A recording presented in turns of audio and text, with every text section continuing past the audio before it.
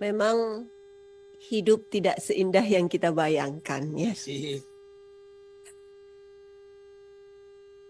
Aduh, ya memang tidak seindah yang kita bayangkan, tidak selancar yang kita harapkan. Tetapi tentu sebagai ada hikmah pasti nanti ada hikmah. Kita lihat dan tentu kita akan berusaha semaksimal mungkin bersama-sama kami di Komisi 6 selalu bersama-sama untuk supaya selancar dan seindah yang kita bisa berikan kepada masyarakat. Itu yang paling penting. Kalau lihat dari PPKN ini, uangnya 2 miliar buat apa? Buat apa? Tetapi kalau untuk bicara tentang undang-undang, rancangan undang-undang, kita berkomitmen untuk kita akan selesaikan segera untuk pengangkatan terutama. Baik, untuk menyingkat waktu, saya yakin Bapak Ibu juga punya, para anggota punya keindahan-keindahan atau bahkan ketidakindahan yang ingin disampaikan, tetapi mohon untuk bicara tentang efisiensi anggaran saja. Kalau ada isu-isu yang lain, baik itu di BUMN, di perdagangan, atau yang lainnya, itu nanti kita bisa bikin rapat, karena rapat lagi gitu ya. Karena setelah ini Pak Menteri Perdagangan ada agenda, dan juga kita diburu waktu juga, besok udah harus selesai. Saya persilakan, Bintang, Komisi 6. Disiplin efisiensi termasuk bicara tentang anggaran saat ini. Silakan Pak Kanang. Langsung ini. Ya, Assalamualaikum warahmatullahi wabarakatuh. Bu Ketua dan pimpinan yang saya hormati Pak Menteri,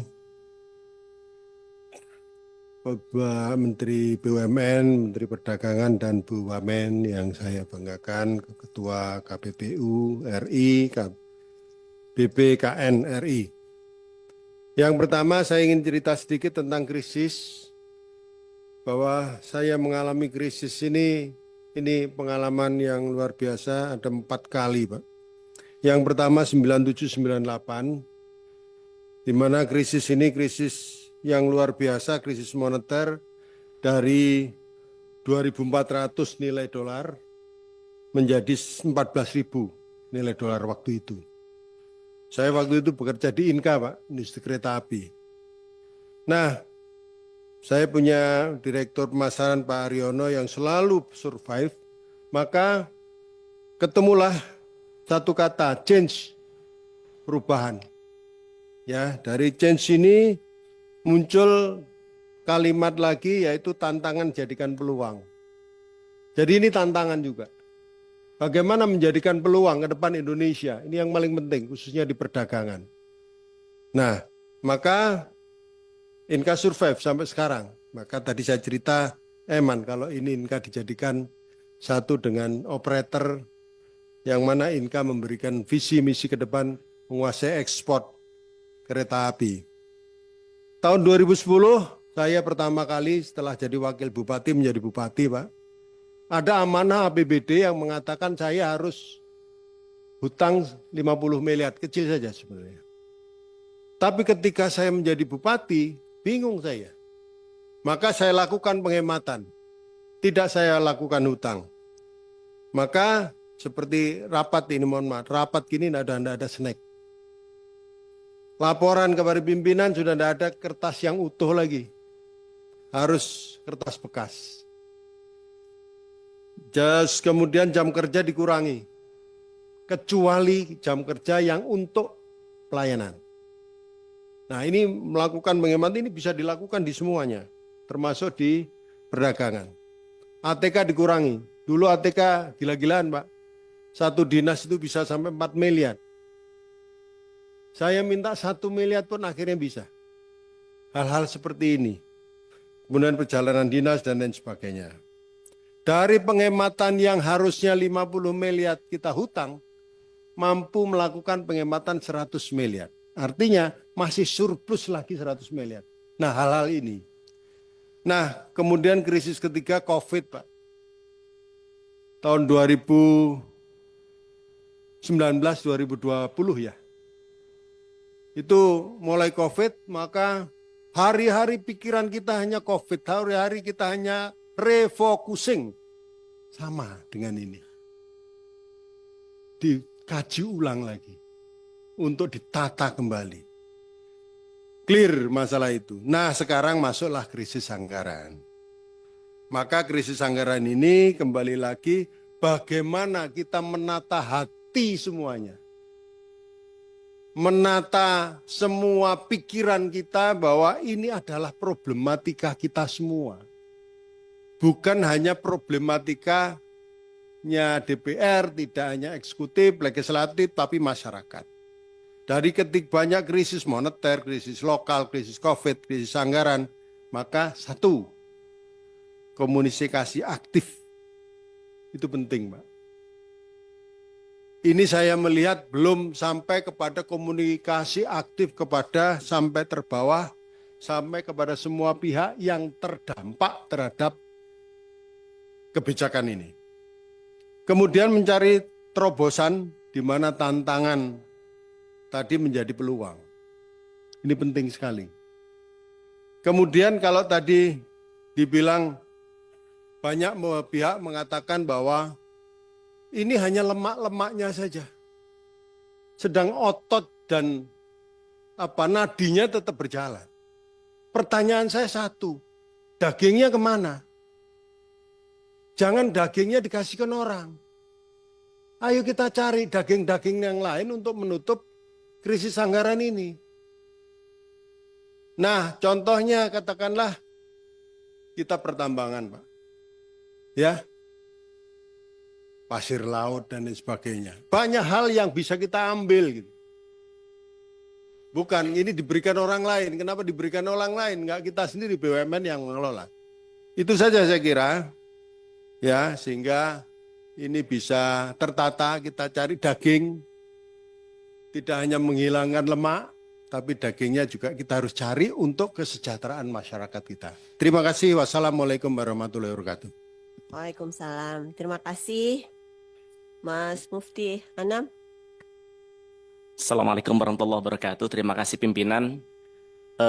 Sebelum ke Kementerian Perdagangan dan BUMN, saya pengen menyampaikan beberapa hal dulu untuk BPKN dan KPPU, karena jujur mendengar paparan BPKN dan KPPU tadi mendidih hati saya, Bu.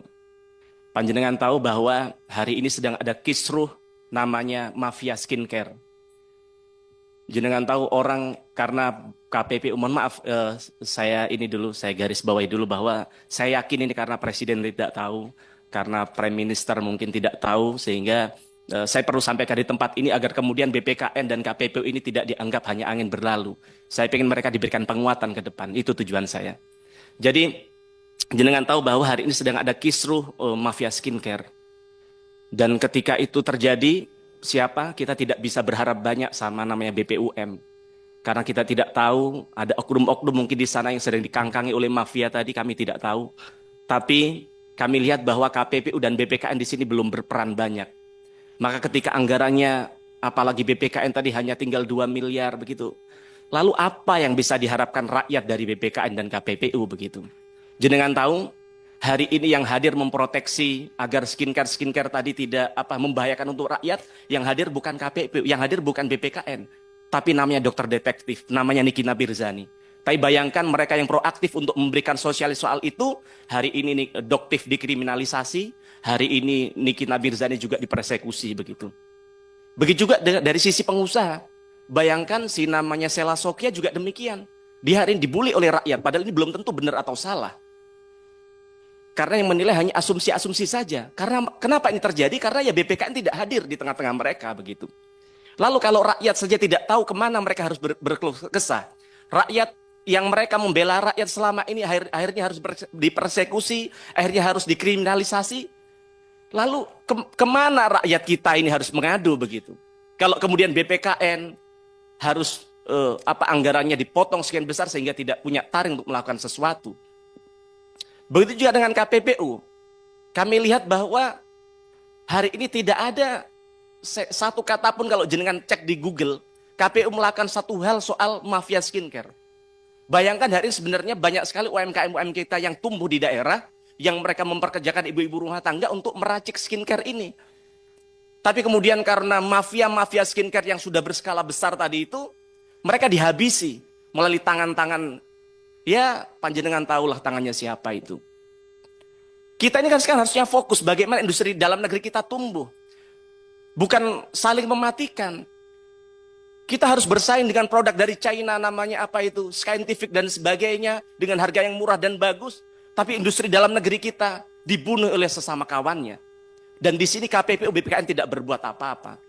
Maka harapan kami soal anggaran 2 ini bisa dipertimbangkan karena rakyat sedang menunggu negara hadir di tengah-tengah mereka. Ini skincare hanya soal kecil, banyak hal-hal lain yang terjadi seperti ini. Kemudian selanjutnya kepada Pak Menteri BUMN, pertama tentu kami sampaikan apresiasi Pak. Kami turut bangga karena Menteri BUMN kalau menurut survei LSI menjadi salah satu dari 10 menteri yang berkinerja terbaik di bawah kepemimpinan Pak Presiden Prabowo. Dan kedua, kalau Bapak tahu di media sosial banyak juga masyarakat yang menyampaikan terima kasih karena harga tiket yang hari ini terkait pesawat begitu mahal, ternyata di situasi liburan kemarin bisa turun 10%. Apalagi kami juga senang Bapak Menteri tadi menyampaikan bahwa kemungkinan tadi di Lebaran dan ke depan Bapak sedang mengupayakan untuk itu bisa terjadi karena jujur harga tiket memang di luar nalar harganya Pak. Karena kalau tahu Bapak dari Indonesia ke Jepang aja hanya cukup 3 juta. Tapi bagaimana di tengah-tengah liburan dari Jakarta ke Labuan Bajo 6 juta Pak. Nah ini tentu nanti harapan kami di tangan Pak Menteri bisa berjalan dengan baik. Nah kemudian soal efisiensi anggaran Pak. Efisiensi anggaran kami lihat sebenarnya sebelum ada efisiensi yang diarahkan oleh Pak Presiden, sebenarnya BUMN sudah melakukan efisiensi begitu. Tapi kemudian karena perintah negara kemudian diturunkan lagi. Tapi Pak kami mengingatkan bahwa kalau kementerian lain, kalau ibarat sepak bola, karena Bapak ini kan ketua PSSI Pak ya. Jadi kalau ibarat sepak bola, kementerian lain itu ibaratnya akan back Pak. Ibaratnya adalah penjaga gawang begitu. Kalau kementerian BUMN ini kan ibaratnya striker begitu Pak. Bapak merasakan bagaimana Bapak mencari striker hebat itu kan mahal Pak, tidak murah begitu. Tapi kemudian dengan striker yang mahal, dengan biaya pengelolaan BUMN yang harapan kami bisa jauh lebih optimal, yang lebih fit, maka akan bisa mencetak gol. Maka kita tidak bisa bayangkan dengan anggaran yang terbatasnya apakah BUMN masih bisa fit Pak. Bisa punya stamina yang cukup untuk makan gol, melakukan laba, agar kemudian laba yang diharapkan seperti yang target pemerintah. Karena saya tidak bisa membayangkan, sangat ngeri sekali ketika BUMN staminanya menurun. Kalau turun labanya 1% saja Pak, maka negara akan kehilangan potensi 2 triliun lebih yang laba yang harus hilang begitu Pak. Apalagi yang lebih besar dari itu begitu Pak. Nah, kemudian selanjutnya untuk Kementerian Perdagangan. Kami ingin menanggapi soal slide yang pertama tadi Pak. Pagu anggaran Kementerian Perdagangan tentu sedikit membaik, yang awalnya dipangkas 812 miliar yang kami dengar, tapi ternyata paparan Bapak tadi hanya 720 miliar begitu. Nah, saya ingin mendapatkan penjelasan yang lebih detail terkait alokasi belanja operasional yang sebesar 438 miliar itu Pak. Berapa yang dialokasikan untuk mendukung dan berdampak langsung pada 2 program prioritas yang jenengan sampaikan tadi, yaitu penguatan pasar dalam negeri dan juga ekspor.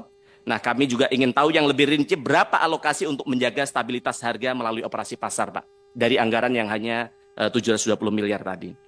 Nah, kemudian terkait 3 program prioritas dari Bapak tadi, yaitu pengamanan pasar dalam negeri, perluasan pasar ekspor, dan UMKM bisa ekspor, Pak. Nah, soal pengamanan dalam negeri ini, Pak. Bapak pernah ke PGMTA, Pak? Ke Pasar Tanah Abang pernah, Pak? Nah, di depan PGMTA, kalau Bapak masuk di lobi utama PGMTA itu, Pak, terpampang besar iklan produk dari China, Pak. Kontak personnya dari Cina, Pak. Yang intinya siapa pesan produk seperti yang dia inginkan, bikin baju seperti apa, model seperti apa, tinggal kirim modelnya, seminggu sudah dikirim ke Indonesia, Pak. Nah, kami ingin tanya, di mana kehadiran Kementerian Perdagangan hari ini untuk memproteksi produk kita dalam negeri dalam persoalan ini, Pak? Kemudian yang kedua, Pak. Panjenengan tahu bahwa di media sosial banyak sekali orang beriklan menawarkan menjual produk dari China itu, mohon maaf, celana dalam hanya 3.500. Padahal di Tasikmalaya ya harganya 10.000 dan sebagainya. Itu 3.500. Dan Bapak tahu kalau beli 100.000 pieces hanya Rp700 Pak, celana dalam Pak, bayangkan Pak. Belum lagi produk-produk lain. Kemudian yang ketiga Pak, konten kreator hari ini. Ini terkait yang tadi perluasan pasar ekspor Pak. Konten kreator, panjenengan tahu kalau di media sosial hari ini terlalu banyak konten kreator yang mengedukasi untuk bagaimana cara impor produk Pak. Bahkan juga mereka menawarkan untuk trip bisnis ke China, pulang sudah bisa bawa produk. Ini sungguh jauh di luar akal kami. Di mana Kementerian Perdagangan selama ini? Tidak bisa hadir tengah-tengah masyarakat memproteksi rakyat kita yang hari ini. Jenengan tahu Pak, di pasar Tanah Abang tidak kalah kualitasnya dengan produk dari China. Mohon izin setiap mau lebaran menjelang puasa saya selalu ke sana karena untuk apa? Kami kan punya konstituen, kalau puasa kita custom baju untuk kami berikan kepada konstituen kami ya kan. Dan ternyata kami coba sekali-kali saya kontak person yang ada di situ, produk dari Cina kalah dengan produk kita. Izin. Iya. Iya. Ini masih terkait soal anggaran tadi, Bu. Kita konsentrasi di efisiensi ya, Ya, Mas siap. ya. Ya, siap, Bu. Tapi Terima begini Bu, kasih. harapan kami sebenarnya ini masukan dari kami. Rapat ini kan selalu buru-buru ya kan. Yang kedua, harapan kami nyari waktu Pak Menteri yang sedang tidak sibuk Bu. Karena kami tidak ada waktu lagi untuk bagaimana menyampaikan. Karena sekian lama, Silakan. 6 bulan baru bisa ada waktu ketemu Nggak mereka. apa-apa, punya hak untuk bicara. Iya, siap. Tapi kita tahu bahwa kita akan ngomongin tentang efisiensi. Oh siap, siap. Oke? Ini terkait efisiensi. Maksud harapan kami, Secepatnya. sekali lagi terkait ya terima kasih masukannya Bu. Tapi sekali lagi terhadap hal yang kami sampaikan tadi Pak Menteri. Jangan sampai kemudian dengan adanya efisiensi anggaran tadi, belum efisien saja, rakyat kita sudah tidak diproteksi. Bagaimana kemudian dengan adanya proteksi, dengan adanya efisiensi ini, rakyat kita semakin dibiarkan, mereka hanya, kemudian hanya bisa mencari jalan dengan caranya sendiri, sehingga mereka tidak merasa bahwa negara hadir di tengah-tengah kita. Sebenarnya masih banyak, tapi yang terakhir soal kerjasama Indonesia-China, saya singkat itu yang terakhir aja, kerjasama Indonesia-China. Nah, Indonesia-Jepang di situ Pak. Di kerjasama Indonesia-Jepang, kami bisa memaklumin bahwa Jepang ke kita yaitu soal perbankan dan institusi. Tapi yang di luar akal kami, Pak, di bab yang Bapak sampaikan tadi, yaitu yang soal Indonesia, kita ini akan terlibat dalam properti dan juga bisnis properti dan juga satu lagi tadi. Nah, yang kami ingin tanyakan gini. Memang ada orang Indonesia yang mau bisnis properti ke China, Pak, ke Jepang, Pak. Kalau panjenengan tahu bahwa di Jepang hari ini banyak sekali rumah-rumah kosong yang bahkan diberikan secara gratis kepada masyarakat, begitu, Pak. Nah, sehingga harapan kami bisa berikan atau dijajaki untuk bagaimana hal lain yang memang dibutuhkan oleh rakyat Indonesia, misalnya di soal pertanian dan sebagainya. Itu aja dari kami. Wassalamualaikum warahmatullahi wabarakatuh. Waalaikumsalam. Terima kasih Mas Mufti. Selanjutnya Pak Sartono. Ya. Terima kasih, pimpinan.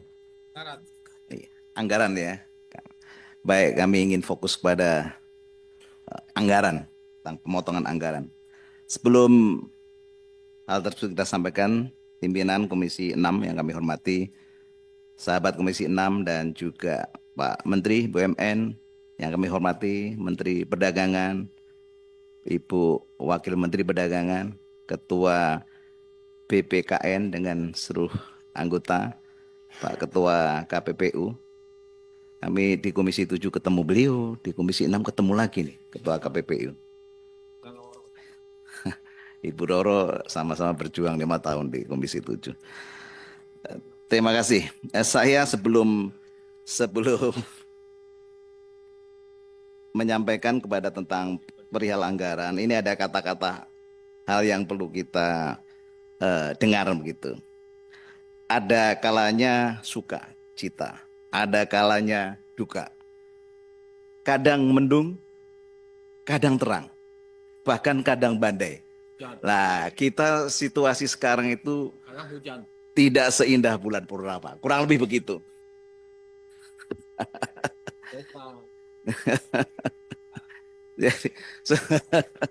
Jadi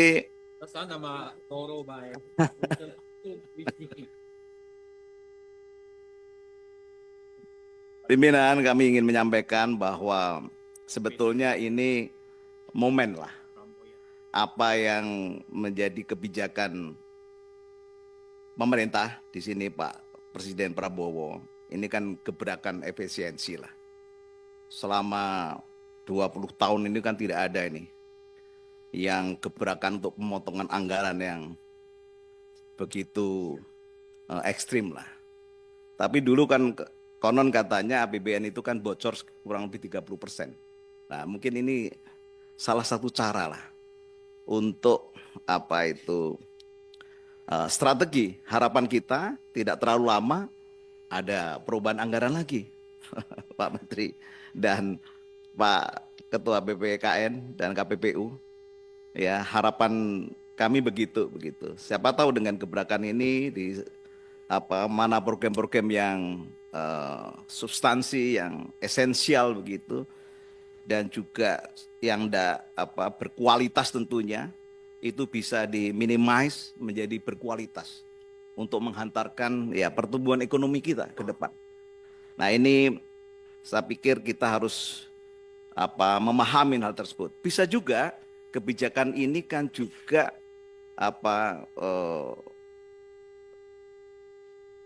target-target pendapatan negara kita mungkin tidak sesuai dengan harapan yang diputuskan di tahun 2024 kemarin. Nah, perlu ada evaluasi. Dan ini momen saya pikir yang harus kita terima gitu dengan lapang dada. Dengan hal tersebut kita sudah mengalami cobaan-cobaan yang dahsyat di Indonesia ini, ya, tadi disampaikan oleh Anang begitu, dan kita bisa melampaui itu. Nah, ini saya pikir evaluasi yang radikal begitu, gebrakan yang perlu kita berikan penguatan untuk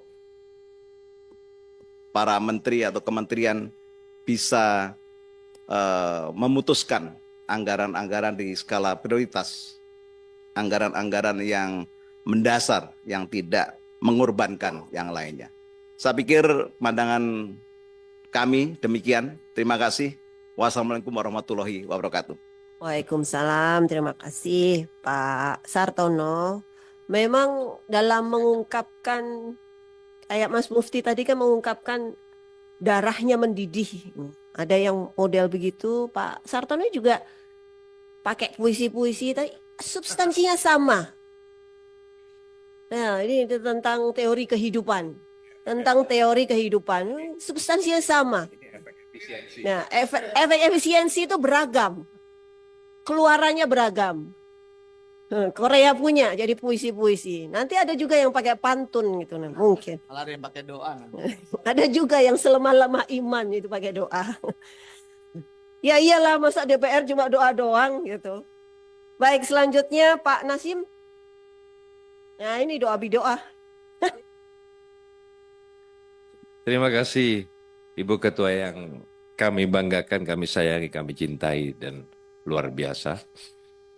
Pimpinan Bapak Nurdin, Bapak Eko yang ganteng, Bapak Adi yang ganteng, dan semua yang gagah, dan rekan-rekan Komisi 6 yang kami sayangi. Ibu Ketua tadi pertama sudah. Ibu Ketua, Masya Allah Ibu Ketua. Yang ini, berkahnya Komisi 6 itu dipimpin seorang yang memang benar-benar luar biasa, berkredibel dan segalanya. Ya, insya Allah, nanti saatnya kita ada waktunya tabayun bersama ya. Nah, yang saya banggakan dan harapan menjadi kebanggaan kami di sini hadir Bapak Menteri spektakuler Bapak Erick Thohir yang kami harap menjadi kebanggaan ke depan, ya kan? Masuk barang. Yang pasti selalu didampingi Mas yang ganteng Rabin, terima kasih, dan semua jajaran BUMN yang hadir pada hari yang sudah menciptakan sejarah GCG dalam BUMN kita yang berakhlak. Insya Allah semoga berakhlak juga regenerasi subholding dan semuanya nanti, holding dan subholdingnya Pak Erick. Yang kami harap menjadi kebanggaan Pak Mendak, Pak Budi, yang sudah memang lama di Mendak, mulai dari Sekjen, kita bertemu dari sebelum jadi Sekden, dari Sekden sekarang jadi Menteri Pak, luar biasa. Nanti Dek, saya kebiasaan manggil Dek kepada Roro ini. Iya kan? Kebiasaan Dek Roro, Ibu Roro sekarang, karena sudah menjadi wamen, jadi tambah cakep di Roro. Alhamdulillah. Memang bersyukur Pak Budi ini, kalau sudah didampingi di Roro. Insya Allah, semoga Mendak yang ke depan, yang juga Pak Karim, ada Pak Karim ya? Ada Sekjen, oh ada Pak Karim ya, Pak Moga, ada Pak Moga. Nah, Pak Moga ini yang PKTN yang sangat berat situasi kondisi saat ini. Yang pasti BPKN, kalau di sebelah saya ada Mufti Anam, ya, yang sebelah BPKN ada Mufti Mubarok. Terima kasih Pak Mufti ya. Pak Saiful juga yang selalu setia. Yang pasti KPPO, Fasrul Asa, terima kasih. Yang selalu didampingi Pak Aru dan rekanan semua komisaris KPU dan semua rekan-rekan yang hadir.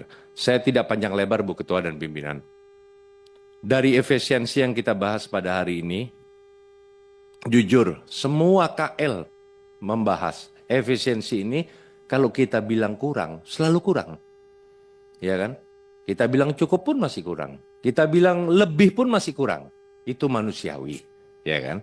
Tetapi maksud tujuan misi visi dari Presiden Bapak Prabowo ini, bagaimana kepentingan ini bisa dirasakan, efisiensi ini oleh masyarakat, oleh rakyat, oleh bangsa Indonesia. Itu yang harus digarisbawahi.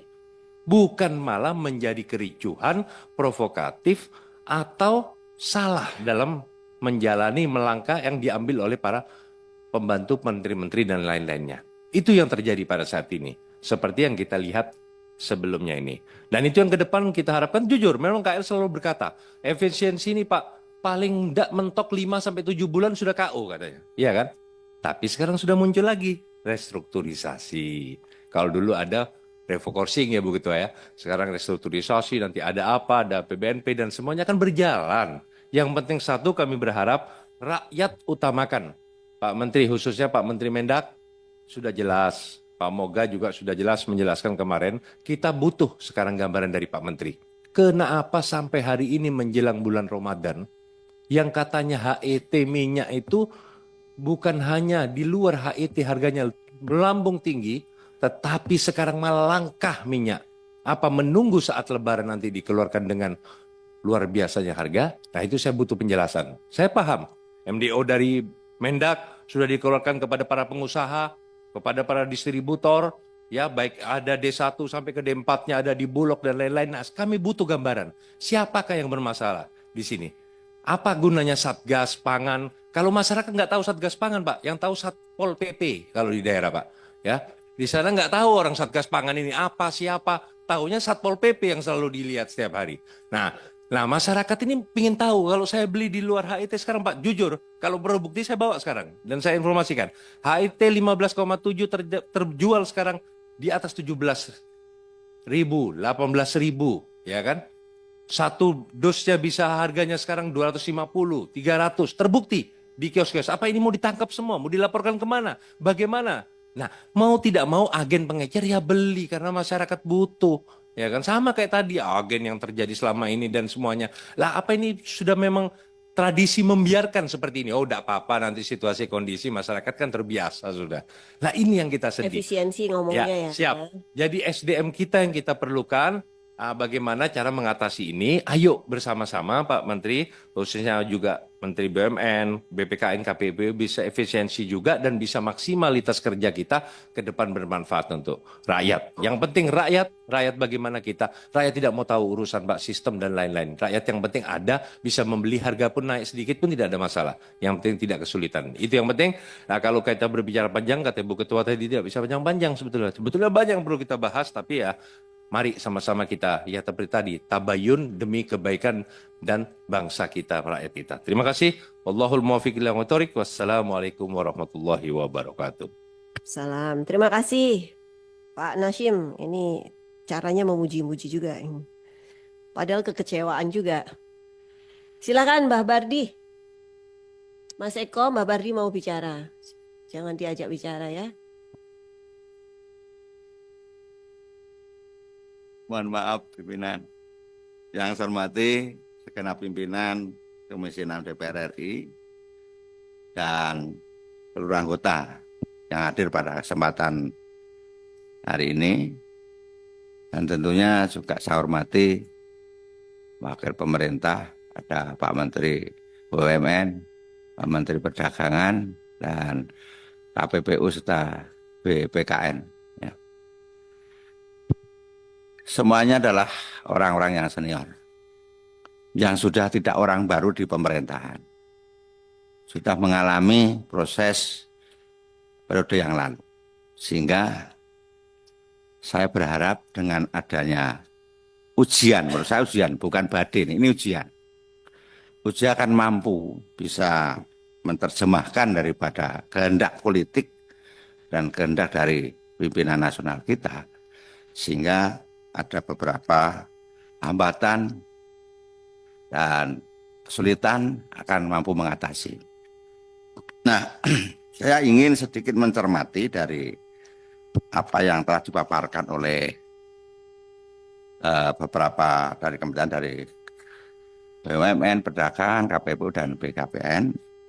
Yang pertama saya mencoba mencermati dari Pak Erik ya, BUMN. Ini sangat rigid lah. Cuman saya melihat, ingin menanyakan aja.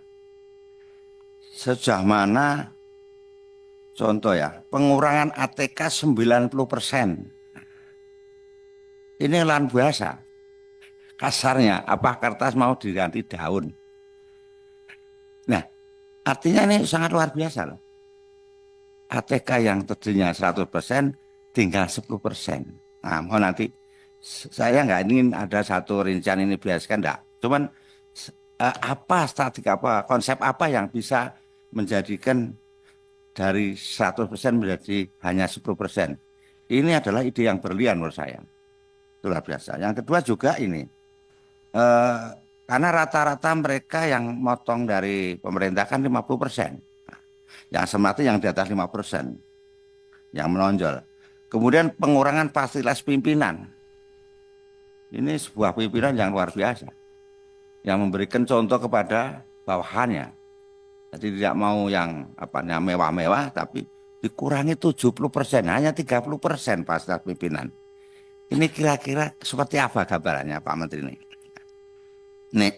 Ini luar biasa ya. Tapi walaupun pengurangannya ya hampir sama, atau hampir 40-50% juga itu ya. Tapi ini sangat luar biasa menurut saya.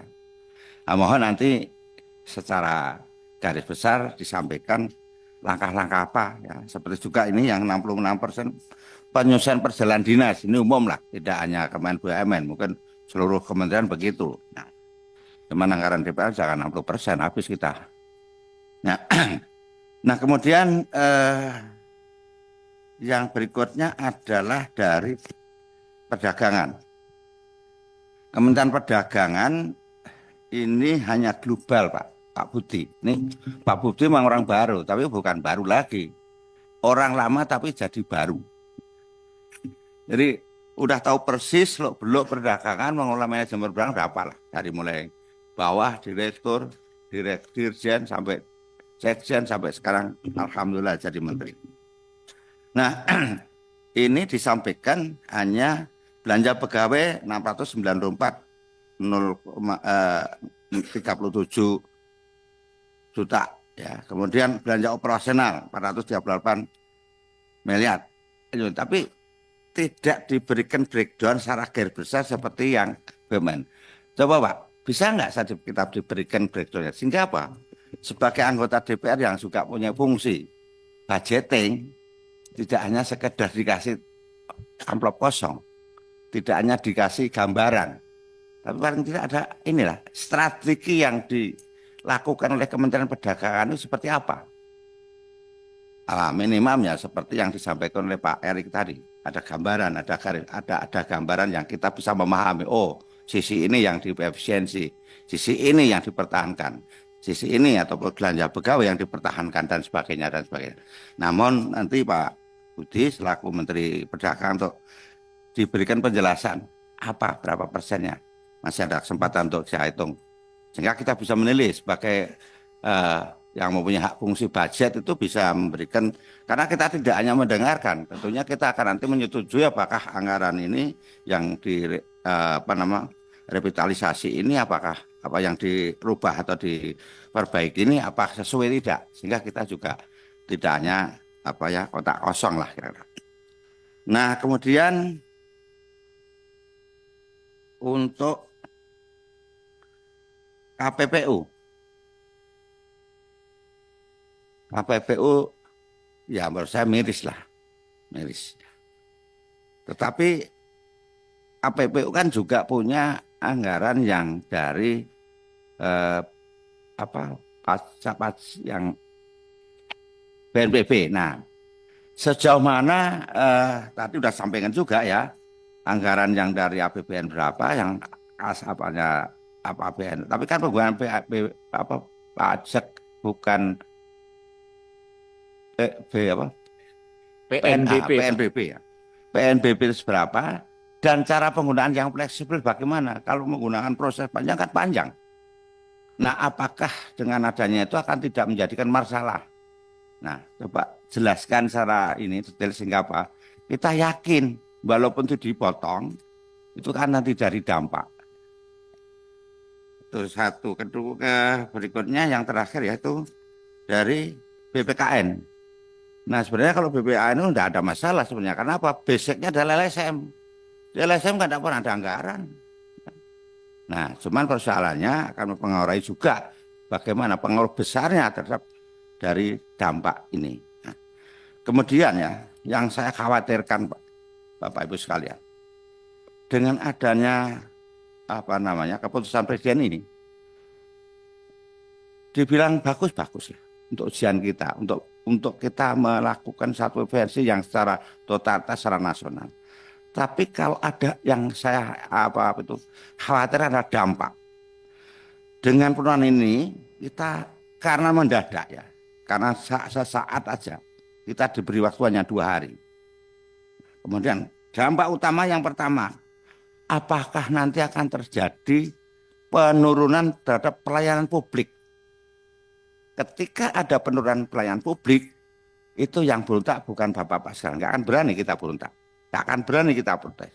Kalau yang protes sudah rakyat bagaimana?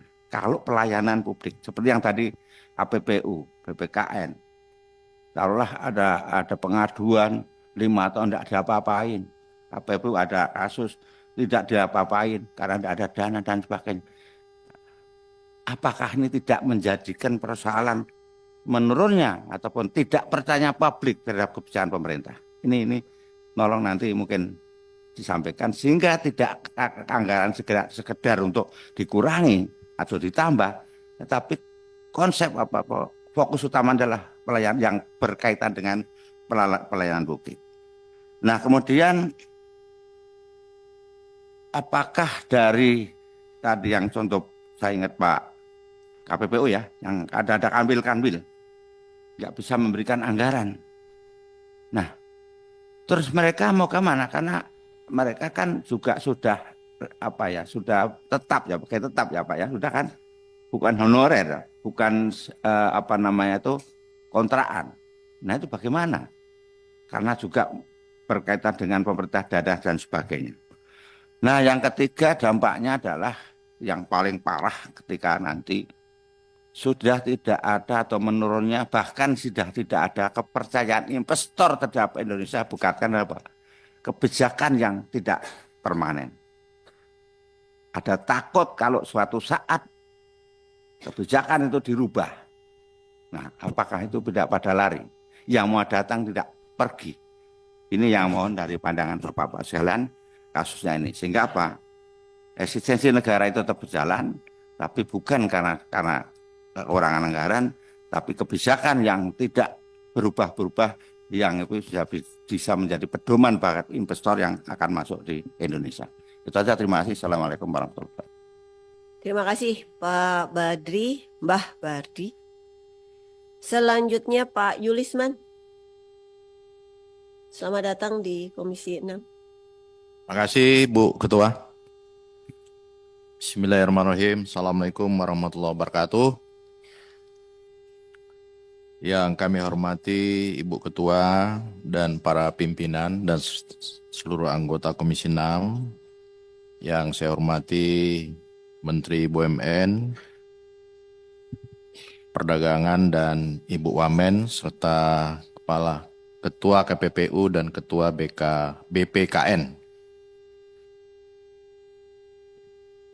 Berakit-akit ke hulu, berenang ke tepian, Bu Ketua. Bersakit-sakit dahulu, bersenang-senang kemudian. Karena saya dari Riau, sedikit pantun aja ringan-ringan. Nanti kalau yang berat-berat belakangan.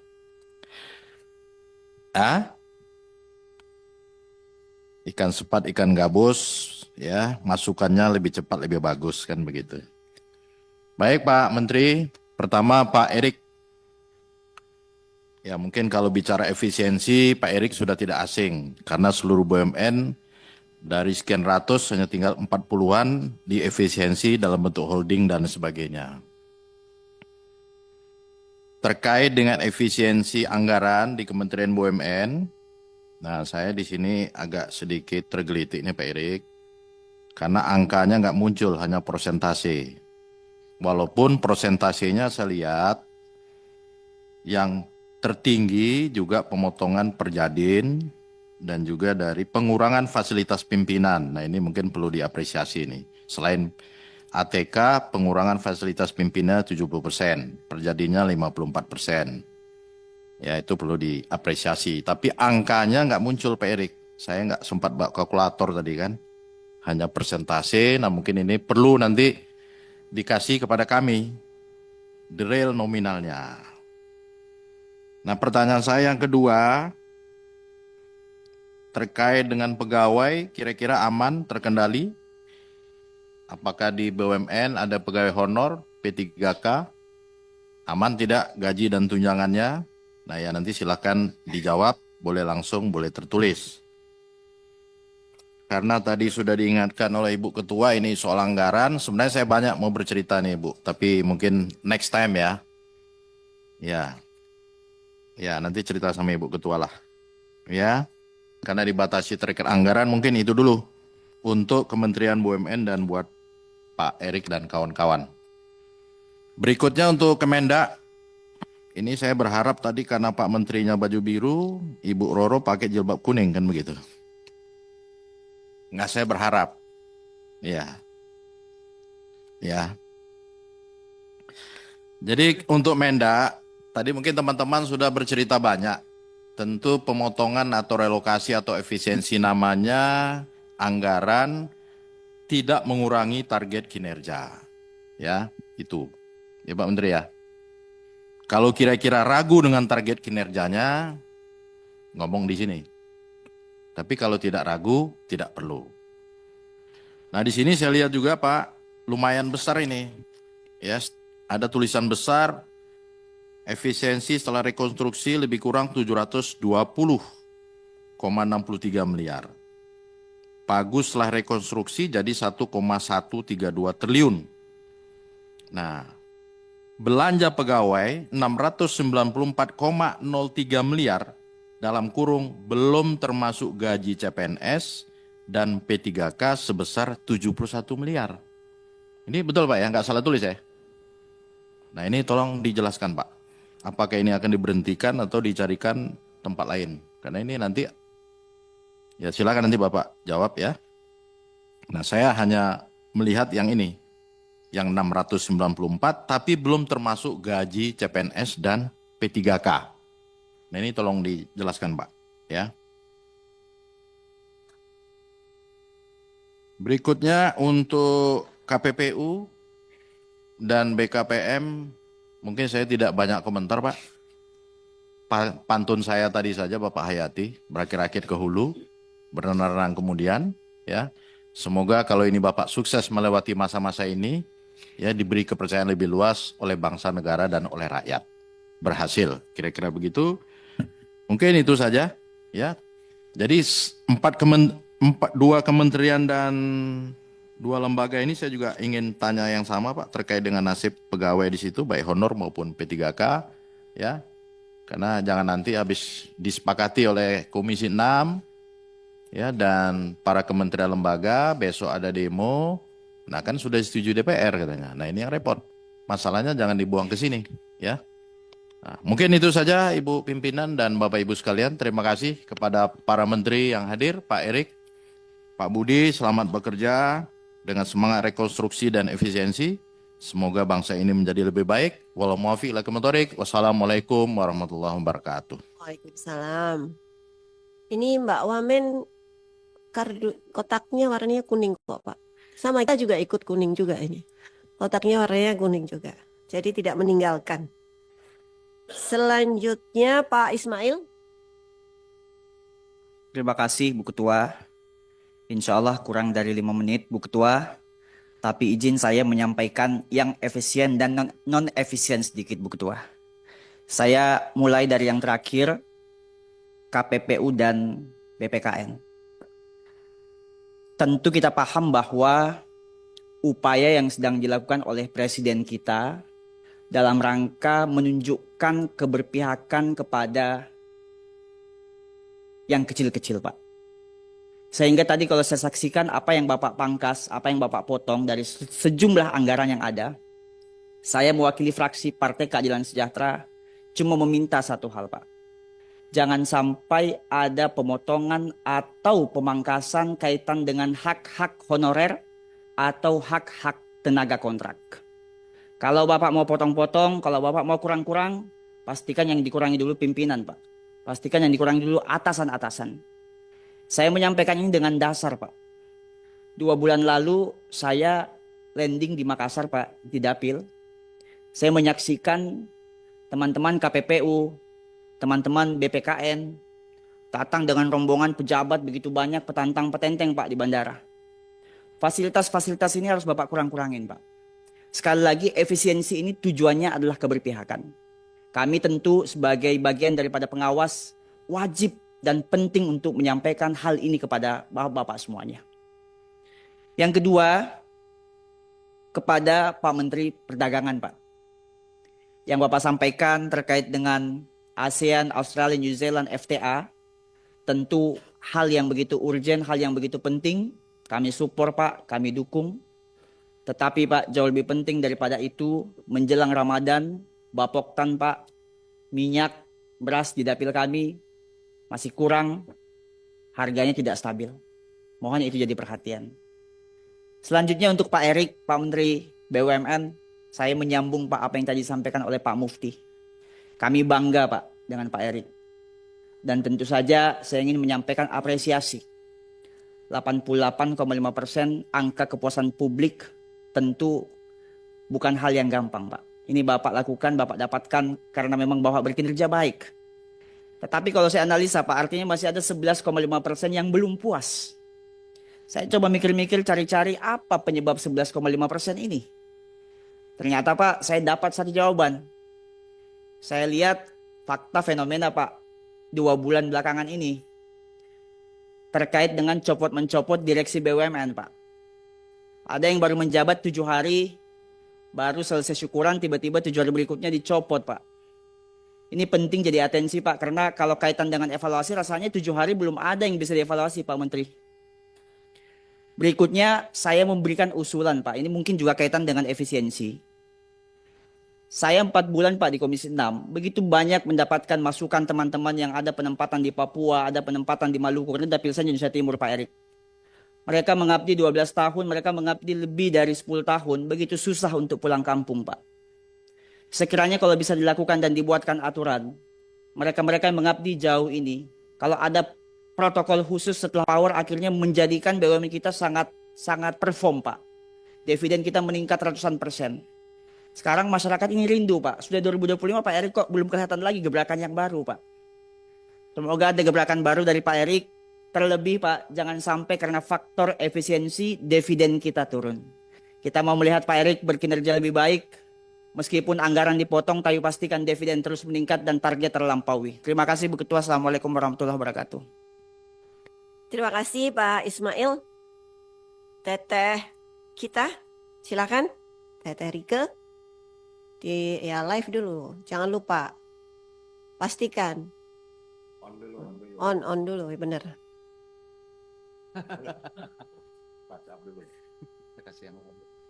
Udah, ya, yang kalau gitu, baiklah. Oke. Assalamualaikum warahmatullahi wabarakatuh. Salam sejahtera untuk kita semua. Om Swastiastu, Namo Buddhaya, salam kebajikan, rahayu. Yang kami hormati pimpinan dan anggota Komisi 6 DPR RI, yang kami hormati Menteri BUMN beserta jajarannya, yang kami hormati Menteri Perdagangan, Wakil Menteri Perdagangan beserta jajarannya, dari KPPU, Bapak Ketua KPPU, kemudian Ketua BPKN beserta jajarannya dan hadirin yang hadir pada rapat siang hari ini.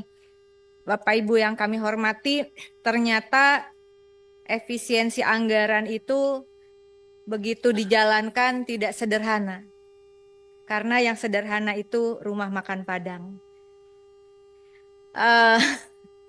Udah serius, Pak Erick Thohir udah melotot. Bener kan Mas Eko? Iya. Jadi ada catatan penting bahwa pertama tentu saya secara pribadi maupun fraksi, saya kira Pak Adi dan Pak Mufti sebagai Kapoksi sudah tidak ada, dan juga Komisi 6 mendukung arahan Presiden agar terjadi efisiensi anggaran. Karena selama ini kita tidak pernah, ini satu langkah yang progresif menurut kami di dalam politik anggaran bagi pemerintah maupun bagi DPR RI. Belum pernah ya kita ada, dan ini dibuka minta efisiensi lalu rekonstruksi dan sebagainya. Namun demikian tentu saya ingin menyampaikan beberapa hal, beberapa data, mohon dikoreksi jika saya salah. Pertama, landasan dari terjadinya efisiensi tahun anggaran 2025 itu adalah Perpres nomor 1 tahun 2025 tentang efisiensi belanja dalam pelaksanaan APBN dan APBD tahun anggaran 2025 yang diterbitkan 22 Januari 2025. Betul ya Bapak Ibu ya? Sepakat ya. Kemudian keluarlah Surat Menteri Keuangan nomor S-37-MK.02-2025 tentang efisiensi belanja KL dalam pelaksanaan APBN TA 2025 yang terbit 24 Januari 2025. Betul ya Bapak ya? Namun kemudian hasil efisiensi yang berdasarkan 24 Januari 2025 tersebut kemudian mengalami disebut dengan rekonstruksi, yaitu berdasarkan rapat online antara DJA Kemenkyu, mohon koreksi kalau saya salah, ini info dari yang kemarin kita sudah rapat dengan beberapa kementerian dan lembaga. Setelah keluar efisiensi, lalu keluarlah lagi ternyata harus ada rekonstruksi efisiensi berdasarkan rapat online Dirjen Anggaran Kemenkyu dengan perwakilan dari kementerian lembaga. Izin ya pimpinan saya bertanya langsung, betul ya Bapak Ibu? Betul. Nah oleh karena itu mohon koreksi, karena DPR RI ini tidak memiliki kewenangan lagi untuk memeriksa Satuan 3 berdasarkan putusan Mahkamah Konstitusi, maka saya kira tadi berlembar-lembar, tapi izinkan pimpinan kita cek bersama. Kementerian BUMN, pagu APBN awal 2025 adalah senilai 277.498.437. Betul ya Bapak ya? Kemudian nilai efisiensi berdasarkan surat Menkyu 24 Januari 2025 123.600 juta. Lalu kemudian setelah efisiensi sisa 153.898.437. Betul ya? Betul.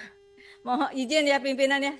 Kemudian Kementerian Perdagangan 1.853.277.516 mengalami efisiensi 812.197.000 berdasarkan surat Menkyu 24 Januari 2025, sehingga setelah efisiensi anggarannya adalah 1.041.080.516.000. Betul.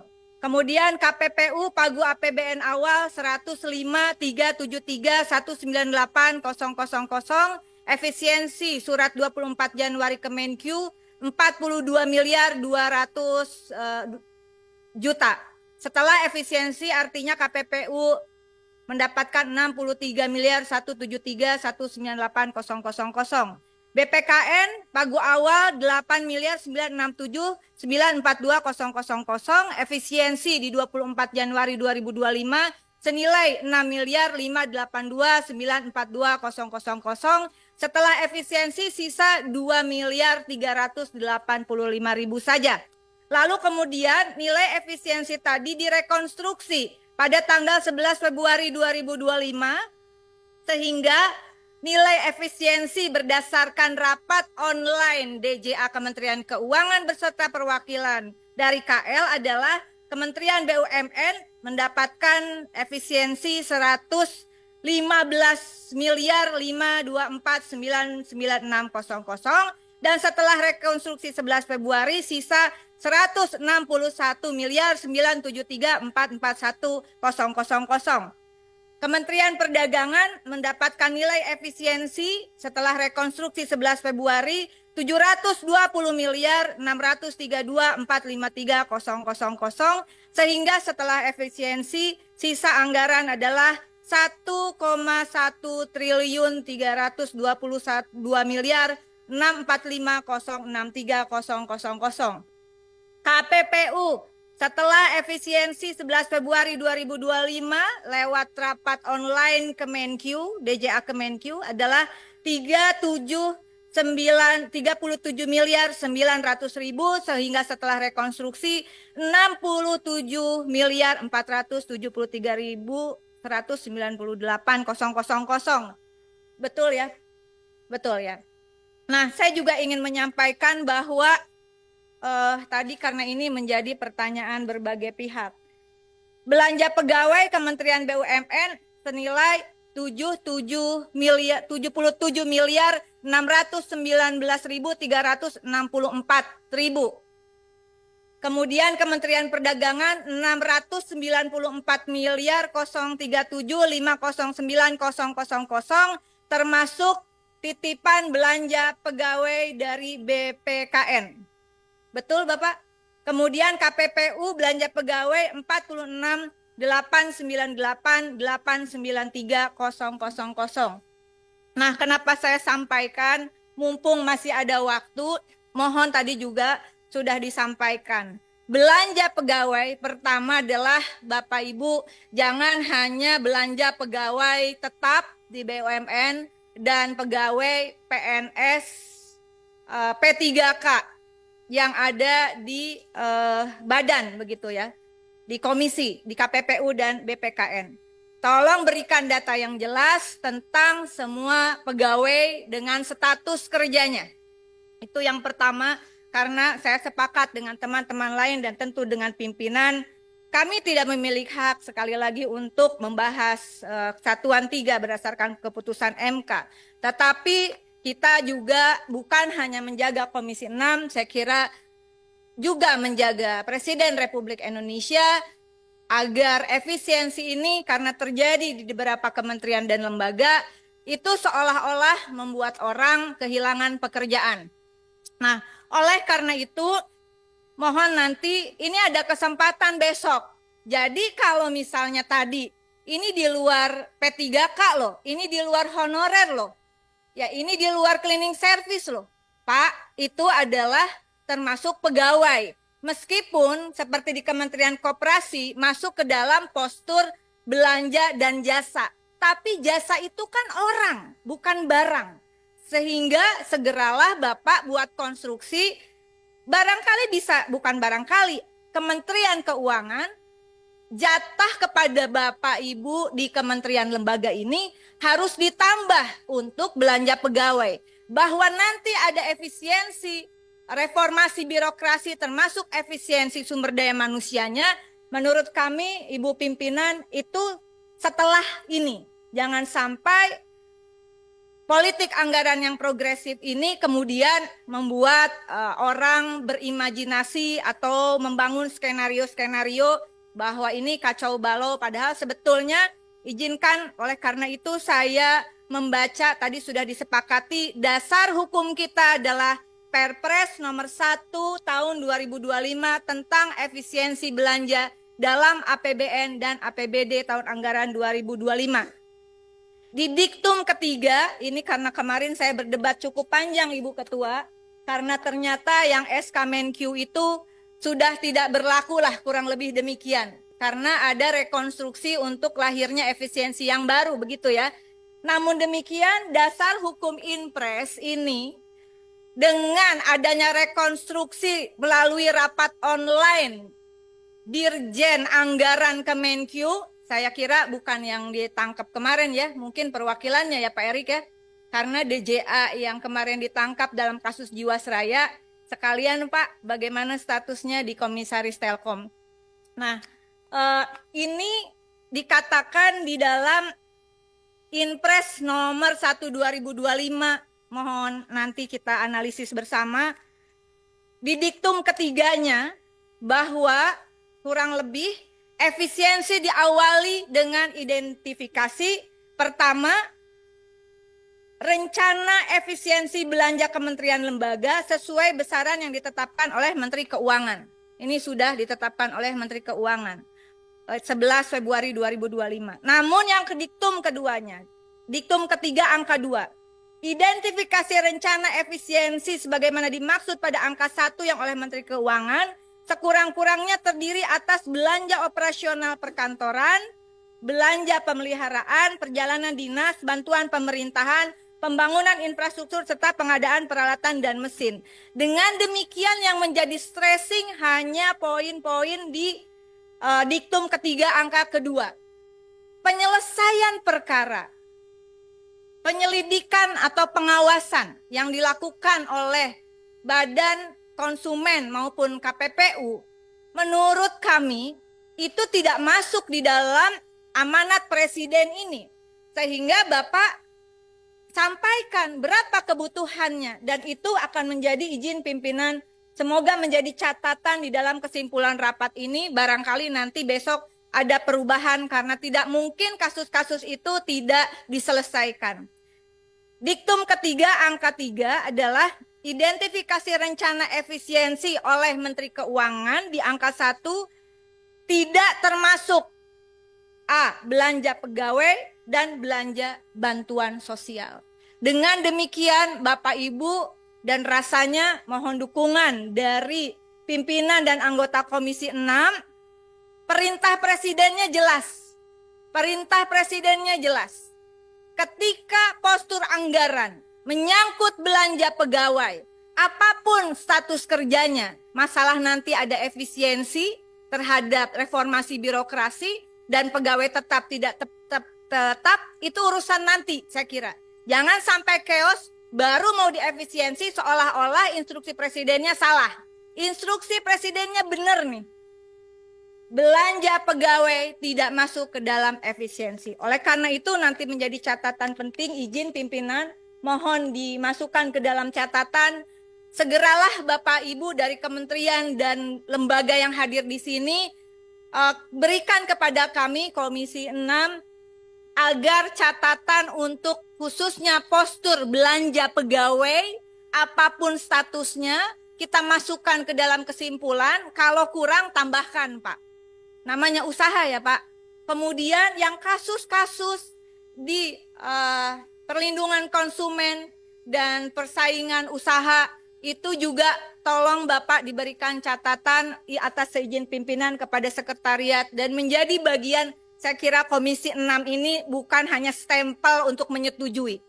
Ada hal yang bisa kita perjuangkan untuk masyarakat, tentu saja kita perjuangkan mumpung masih ada jabatan, mumpung masih ada umur.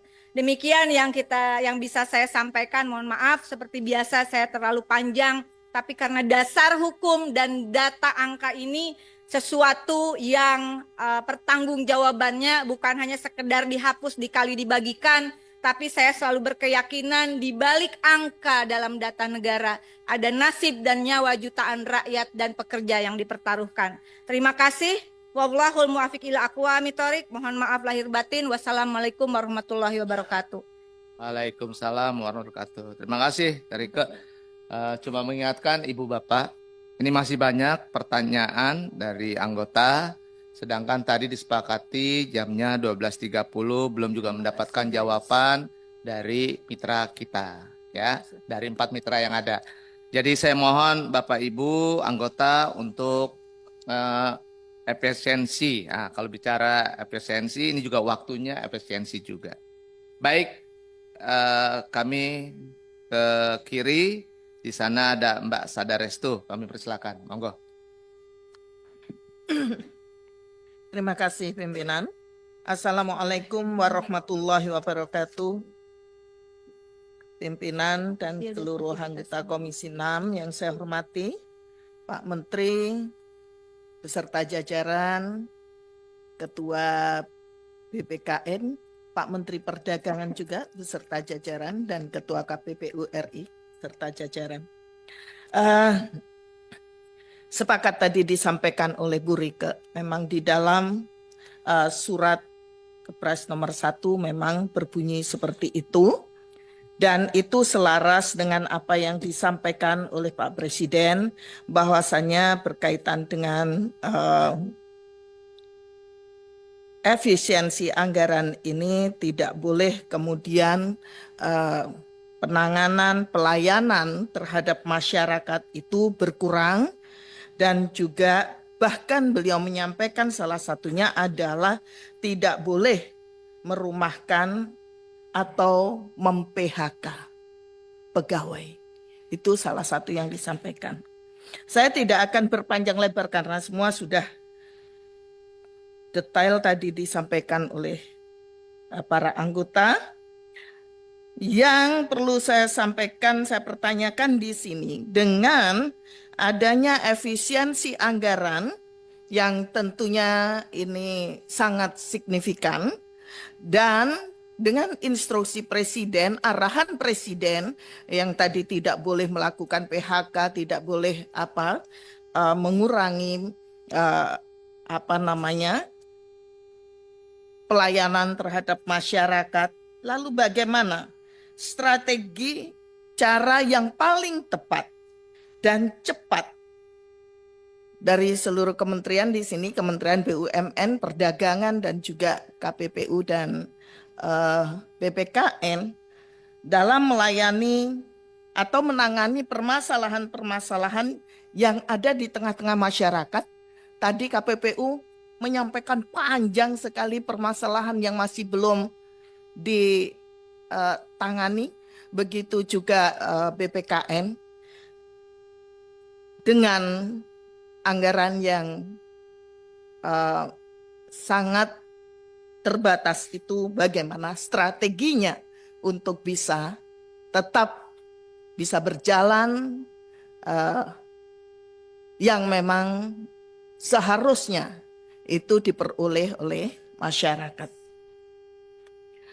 Yang kedua, Pak Menteri Perdagangan. Pak Menteri Perdagangan juga kena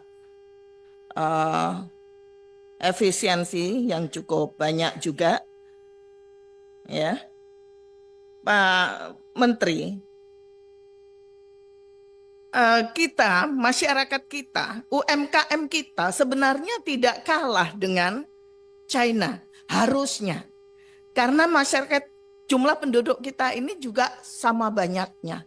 UMKM kita juga sama banyaknya. Sebenarnya yang dibutuhkan itu adalah kemauan dari pemerintah untuk memberikan support. Saya ingat dulu banyak sekali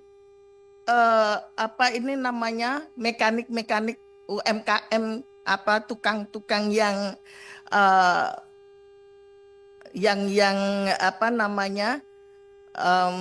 bikin mesin-mesin seperti penggilingan, bahkan ada yang membuat onderdil sepeda motor dulu di Sidoarjo, ya. Tetapi pada akhirnya bukan malah diberikan ruang, bukan malah diberikan support, tapi mereka justru dimatikan karena mereka dianggap melanggar dengan undang-undang atau peraturan yang ada. Kalau ini, Pak Menteri, mohon maaf, kalau ini tidak ditangani dengan baik, seperti di halnya di Cina itu semuanya boleh meniru onderdilnya motor Honda, boleh bikin motor persis Honda. Jadi ketika ada investor masuk itu ada perjanjiannya. Kenapa kita tidak melakukan itu untuk bisa melindungi para UMKM kita? Di sana jauh lebih murah karena semuanya dikerjakan home industry. bukan dikerjakan oleh perusahaan besar. Jadi onderdil-onderdil itu semuanya home industry. Saya kira ini perlu dicontoh. Begitu juga dengan UMKM yang lainnya. Banyak sekali yang dulu sudah pernah ekspor, kemudian harus berhenti. Sama halnya dulu pernah dibuka ekspor untuk beras. Tetapi tiba-tiba pemerintah membuat peraturan baru tidak boleh. Di stop karena kita harus menyelamatkan atau mewujudkan swasembada pangan. Pada kenyataannya apa? Kita tetap impor. Nah, inilah yang tadi berkaitan dengan anggaran. Apa yang akan dilakukan oleh Pak Menteri? UMKM yang dibutuhkan itu support, Pak. Terus kemudian ruang untuk bisa melakukan kredit di perbankan. Karena tidak sedikit bahkan rata-rata mereka terkena masalah karena tidak bisa kredit karena dianggap tidak kredibel. Jadi mereka tidak bisa karena tidak memenuhi persyaratan untuk bisa mendapatkan kredit. Ini minta tolong Pak Menteri BUMN untuk khususnya bank-bank himbara. Karena kalau tidak di tengah-tengah pemotongan anggaran, efisiensi anggaran, kalau masyarakat tidak kita push, kita bisa kolaps nih Pak. Jadi salah satunya adalah nge-push UMKM untuk bisa memberikan kontribusi di tengah-tengah kondisi yang saat ini. Ya. Dan terakhir Pak Eko, mohon maaf, tolong juga Pak Menteri Perdagangan, ini berkaitan persoalan UMKM yang ditanggulangin, yang dulu terkena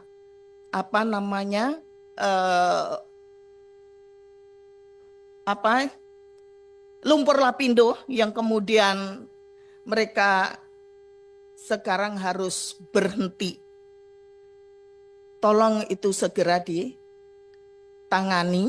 segera diberikan support untuk mereka. Karena tidak sedikit mereka yang juga terlilit oleh perbankan karena kasus lapindo, bahkan ada salah satu pengusaha yang benar-benar sudah kolaps dan harus kehilangan. Terima kasih pimpinan. Wassalamualaikum warahmatullahi wabarakatuh. Waalaikumsalam Mbak Saderestu. Kita memahami. Baik. Ya. Sahabat Pak. Matur suwun Mbak Saderestu. Dari kiri kita sekarang ke kanan. Di sana sudah ada Mas Rijal. Kami persilakan Mas Rijal dari PKS. Terima kasih. Pimpinan, Assalamualaikum warahmatullahi wabarakatuh. Melanjuti tadi diskusi teman-teman, dalam 2 hari ini selama pembahasan mengenai efisiensi anggaran, terus terang pimpinan saya khawatir ini banyak orang-orang pinter di Dirjen Anggaran yang salah mengartikan instruksi Presiden. Realisasi untuk efisiensi daripada anggaran itu bukan hanya potong-potong, tapi harus cari income juga. Penghasilannya apa? Misalnya begini, ya mungkin ya pemerintah Pak Prabowo bilang, ya efisiensi gitu ya, cuman gitu aja kan. Yang di bawah-bawah ini langsung potong. Nah, harusnya kalau misalnya kita tahulah secara gamblang sebenarnya, ahli-ahli ekonomi telah bicara di mana publik, kebocoran pajak itu sudah 50% bisa. Kalau misalnya anggaran sekarang pajak 2.000 triliun, berarti kan 3.000 triliun. Seharusnya bisa ada potensi di situ. Artinya 1.000 triliun sendiri. Itu jauh sekali yang diminta sama Pak Prabowo sebenarnya. Ini kalau cuma mainnya nyerah, artinya pajak tidak bakal bisa lagi 2.000 triliun sudah tok. Potong dari ini, akhirnya salah. Jadi pertama kita minta pimpinan untuk yang di Komisi 6 ini, lembaga dan kementeriannya jangan langsung diterima. Ini saya lihat ada surat baru nih, Bariket S75, ya, tanggal hari ini ya Pak, 13 Februari ya, mengenai pelaksanaan efisiensi itu. Betul apa? Iya. Ada. Tadi di paparan KPPU ada surat itu Pak. Tanggal 13 Februari 2000. Yaitu dari Kementerian Keuangan. Iya. Tanda tangan Bu Sri. Iya, jadi tadinya S35. Betul ya? Itu yang tanggal 24 Januari. S37 tanggal 24 Januari. Lalu ada lagi S75 hari ini 13 Februari mengenai rapat online itu, Barika. Betul? Bukan? Ya, ini. Hah? Ada. Ya. Belum ini yang tanggal 11-nya. Oke. Jadi kita belum setuju dulu, artinya kita lihat dulu, ini kita panggil orang-orang pinter yang dari Dirjen Anggaran ini, dasar hitungannya apa, itu karena kalau kita lihat di sini masih banyak masalah biaya operasional, biaya pegawai. Jadi sistemnya itu sistem nyerah ini, kalau menurut saya sistem orang kalah, bukan instruksi sebenarnya dari Presiden Prabowo seharusnya. Nah, yang kedua mengenai BUMN, saya pikir ini ada usulan dari Kementerian BUMN, mungkin kita bisa bahas pimpinan. Yang kedua mengenai Kementerian Perdagangan, saya harap sini ada masalah belum termasuk gaji CPNS dan PPWK 71 miliar ya Pak. Belum termasuk, Oh belum ada. Yang PPWK juga belum ada. Baru perkiraan saja ya Pak.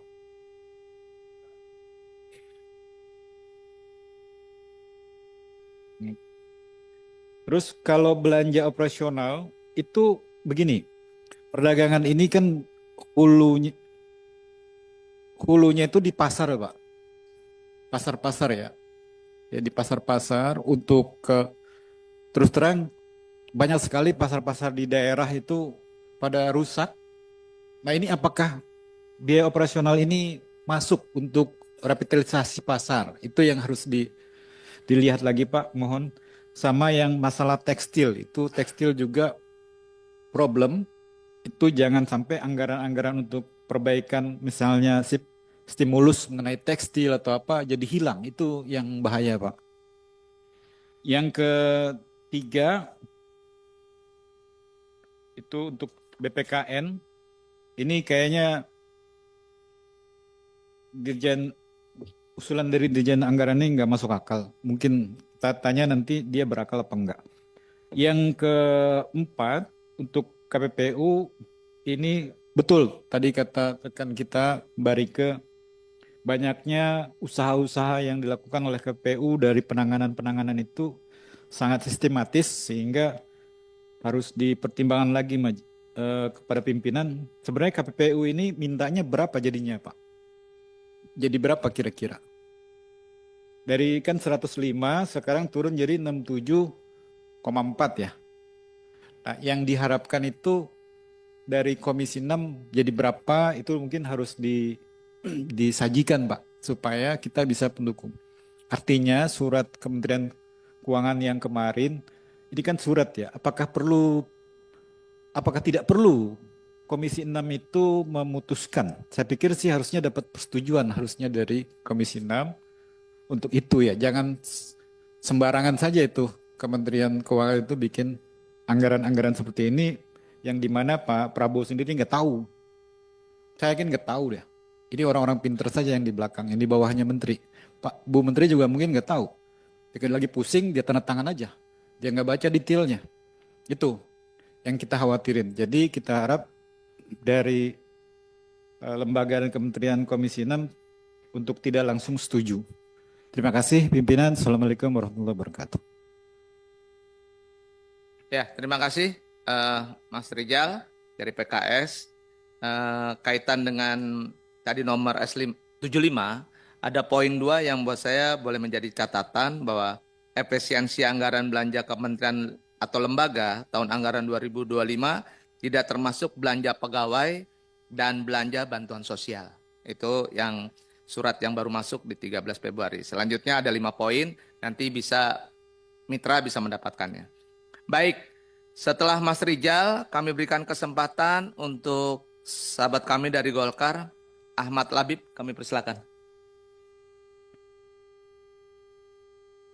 Terima kasih pimpinan, Bu Anggi, Pak Eko, Pak Nurdin, dan Pak Adi, Pak Menteri Perdagangan, Menteri BUMN, BUMN, dan Kepala BPKN, Kepala Ketua KPPU, dan semua jajaran. Saya hanya ingin mendapatkan gambaran besarnya atas efisiensi dan restrukturisasi anggaran ini, karena setahu saya belanja negara itu punya kontribusi terhadap pertumbuhan ekonomi. Gitu. Kami tidak ingin optimisme yang sudah terbangun bersama Presiden Prabowo ini menurun, karena kita tidak memahami gambaran besarnya restrukturisasi ini mau dibawa kemana, ke sektor apa, dan kira-kira dampaknya, efeknya terhadap baik itu negatif atau positif terhadap pertumbuhan ekonomi seperti apa. Itu tolong sedikit diberikan gambaran gitu. Karena kita hanya mendengar tentang efisiensi dan restrukturisasi.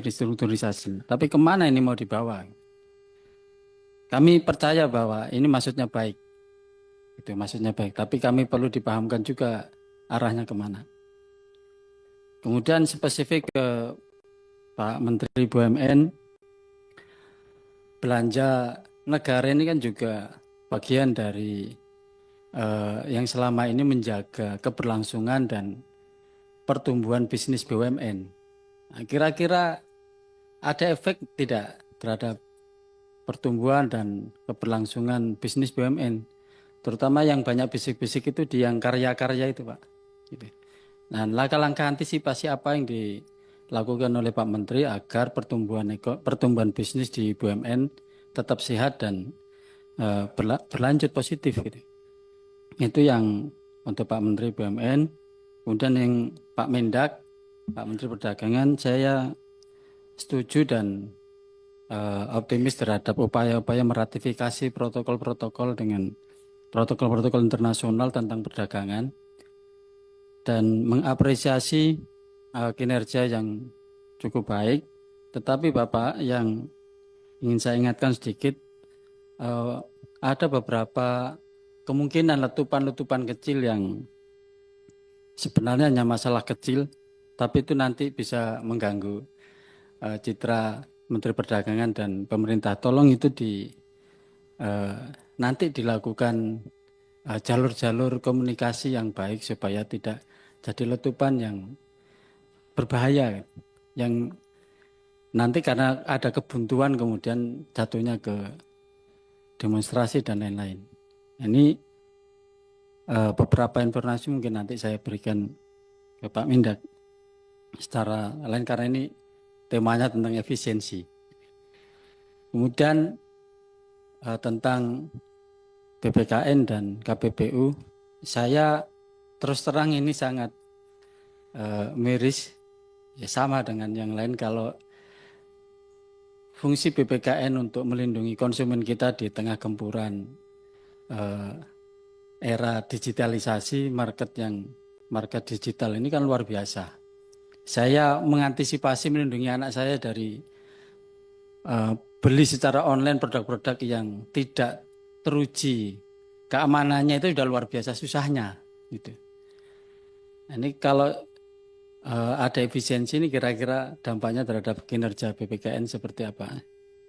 Saya berharap fungsi-fungsi pelindungan terhadap konsumen dan masyarakat tidak terganggu karena akhirnya anggaran yang ada hanya untuk belanja pegawai tapi pegawainya tidak bisa bergerak untuk memberikan layanan.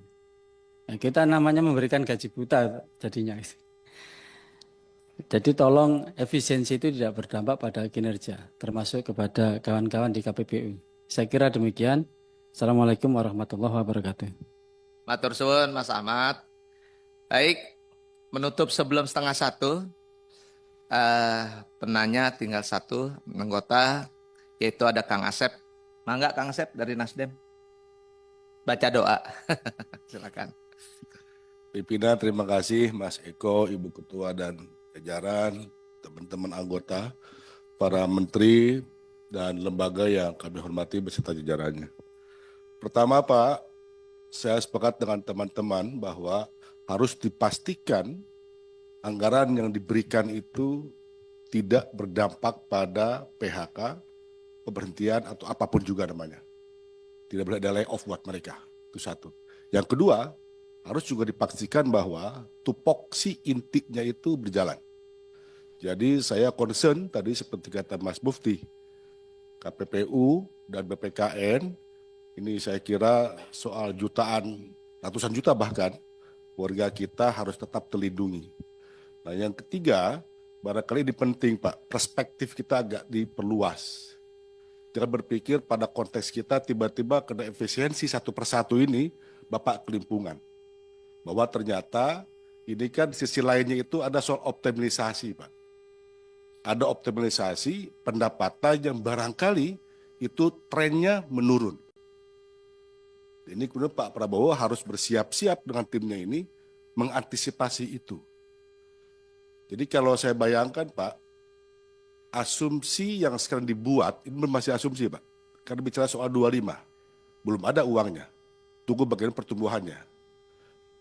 Didasarkan pada kondisi existing yang kemarin, yang 24 seperti apa, tahun 24 berjalan seperti apa, ternyata diduga banyak lemak-lemak yang bergelantungan, kira-kira begitu. Wah ini nih, ATK sekian puluh triliun ini di sini. Barangkali ini yang sudah harus diamputasi itu. Sehingga disimulasikanlah di 25 ini bisa untuk jadi cara antisipasi ketika trennya pendapatan kita menurun. Artinya apa? Di seberang efisiensi ini ada optimalisasi pendapatan. Yang ketiga soal kolaborasi. Pak Mendag, ini kan BPKN masih di bawah Kementerian Perdagangan juga. Tadi saya menyambung Mas Mufti nih. Jangan sampai Bapak membuka ruang izin masuk bergelontoran barang yang tidak jelas itu, yang riweh itu nanti BPKN. Apalagi kita dalam satu rumah nih. Entah itu mafia skin, itu produk segala macam. Jadi harus ada juga ngobrolnya. Pak, beban pengawasan saya buat konsumen kita itu semakin sedikit anggarannya. Tolong pastikan ya, perketat. Kayak gitu Pak. Jangan sampai ada komoditas yang buat Bapak jadi kelimpungan bekerja untuk itu. Pada satu rumah. Jadi saya kira dalam konteks itu penting juga kolaborasi sebetulnya Pak. Agar efisiensi itu bisa kita lakukan tanpa dengan biaya. Yang ketiga, yang terakhir, buat Pak Menteri BUMN nih, saya nggak tahu nih, efisiensi ini pun juga terjadi nggak di BUMN? Karena sesungguhnya di sisi lain Pak, ketika kita bicara soal asumsi pendapatan, BUMN kita harapkan terus berjalan, maksimal dan growing. Tapi secara faktual misal begini Pak, ini saya bicara soal contoh kasus nih, yang bicara soal pendapatan.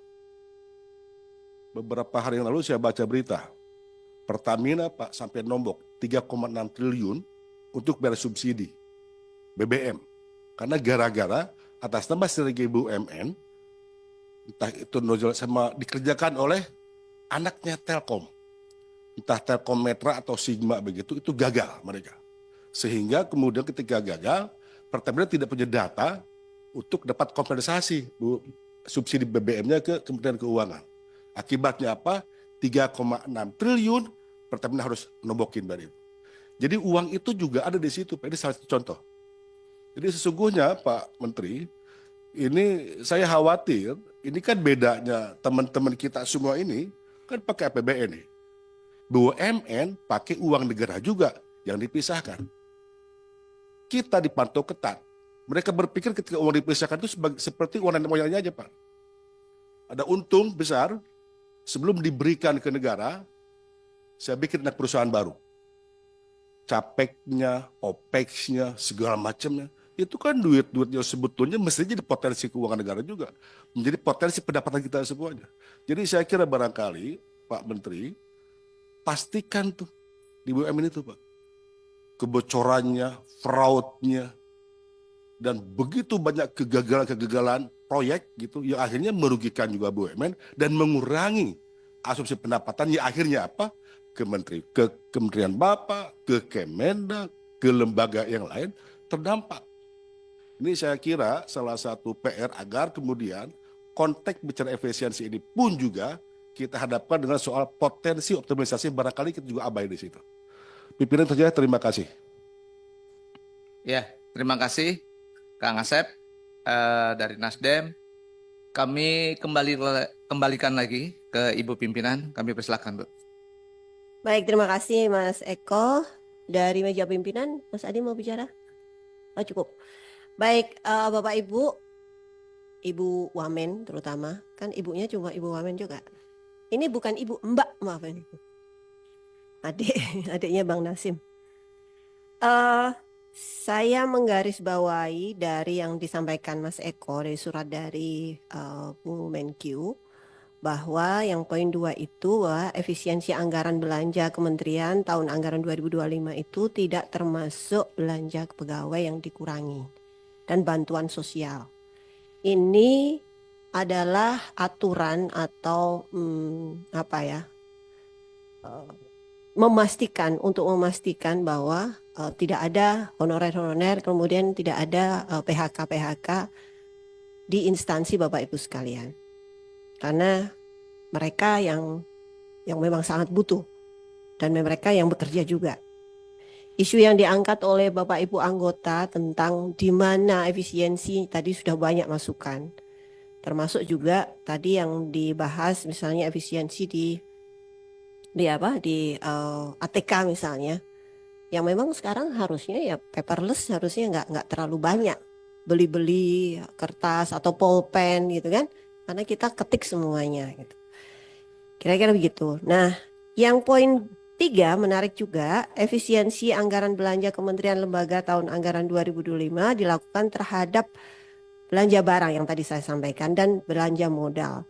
Yang di situ sudah ada tuh lampirannya yang saya yakin Bapak Ibu juga semuanya sudah menerima.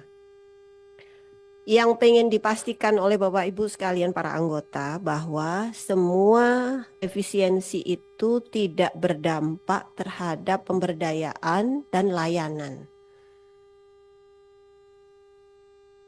Pak Mufti jangan mantuk-mantuk, uangnya nggak ada jenengan. Termasuk juga dukungan ini yang harus diantisipasi juga. Misalnya kayak BUMN itu dukungan proyek prioritas nasional kayak gitu supaya tetap. Jadi memang lemak-lemak yang kemudian kita efisiensikan. Ini tantangan lah menurut saya.